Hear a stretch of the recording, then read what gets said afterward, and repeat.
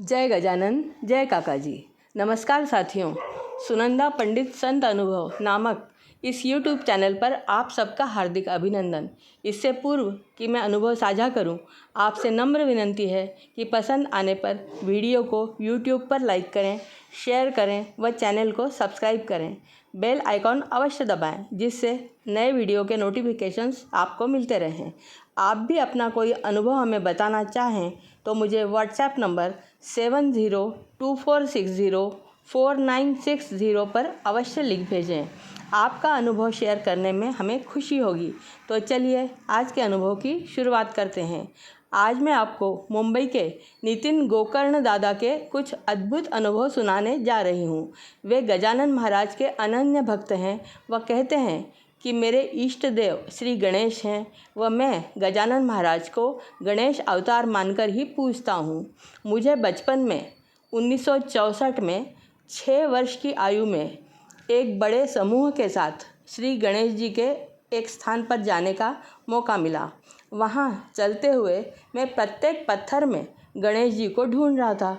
मेरे साथ के लोग मुझे वेड़ा यानी पगला कह रहे थे। वहाँ मुझे एक छोटा सा पत्थर दिखाई दिया जिसमें सूंड, कान, आँखें जैसे बने हुए थे। मैंने वह पत्थर उठा लिया। वह घर आकर माँ से जिद करने लगा कि इसे हमारे पूजा घर में रख दो। मेरे बाल मन को रखने के लिए माँ ने वह पत्थर भगवान के घर के मंदिर में रख दिया। वर्ष 1992-93 साल में एक बात अचानक वायरल हुई कि गणेश जी दूध पी रहे हैं। मैं उस समय ऑफिस में था। जब मैंने यह सुना, मैं आधे दिन की छुट्टी लेकर घर आ गया और एक कटोरी में दूध लेकर उन्हीं गणेश जी की पत्थर की मूर्ति पर लगाया। उन्होंने दूध नहीं पिया। मैंने माँ से कहा, मुझे लगता है लोग अफवाह फैला रहे हैं, इसमें कोई तथ्य नहीं है। मन में विचार आया, दूसरी बार कोशिश कर लूँ। फिर कटोरी उस पत्थर के मुख पर लगाई, कुछ भी नहीं हुआ। अब विचार आया कि या तो यह अफवाह है या मेरी भक्ति में ही इतनी शक्ति नहीं है। मेरी भक्ति गणेश जी तक पहुंचती ही नहीं। फिर भी तीसरी बार कोशिश करता हूँ, फिर भी कुछ नहीं हुआ। तो सोचा दूध वापस रख देता हूँ। इतने में माँ बोली, एक बार और कोशिश कर ले। सोचा कुछ होता तो है नहीं, पर माँ का मन रख लेता हूँ। चौथी बार कोशिश करके दूध वापस मुंह के पास लाया तो उस पाषाण की मूर्ति ने दूध पी लिया, यानी दूध कटोरी से गायब हो गया। वे कहते हैं जिसे विश्वास रखना है वो रखे, जिसे नहीं रखना वो न रखे, पर मेरे सामने तो यह घटित हो गया।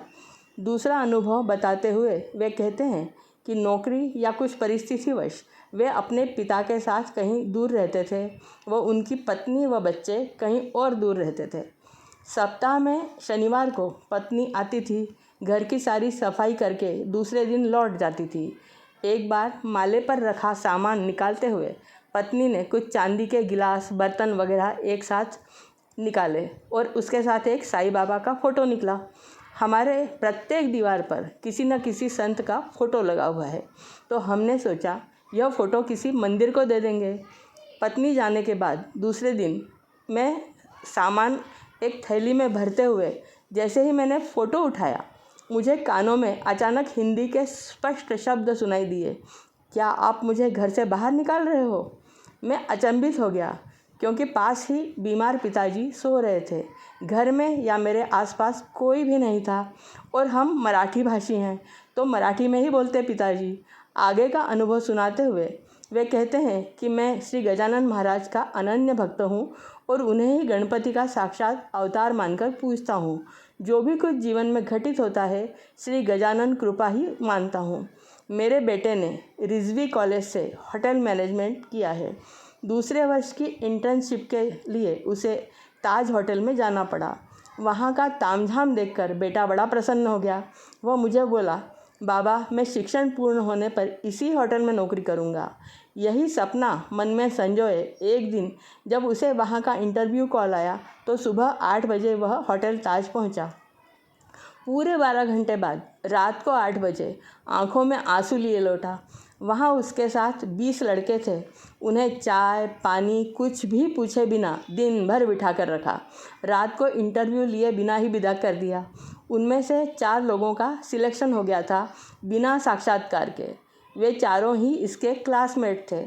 मैंने बेटे को सांत्वना देते हुए कहा कि कई बार हम जीवन में कोई उद्देश्य लेकर चलते हैं, वो पूर्ण न होने पर निराश हो जाते हैं। गजानन महाराज वही करेंगे जो तुम्हारे लिए योग्य होगा।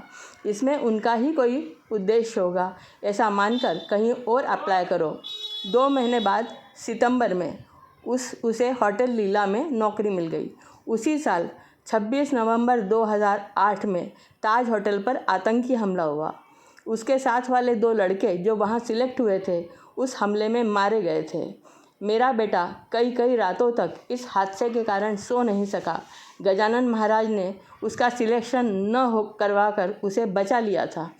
आपको गोकर्ण दादा के ये अनुभव कैसे लगे, अवश्य बताइए। अगले वीडियो में फिर मिलेंगे, तब तक के लिए नमस्कार।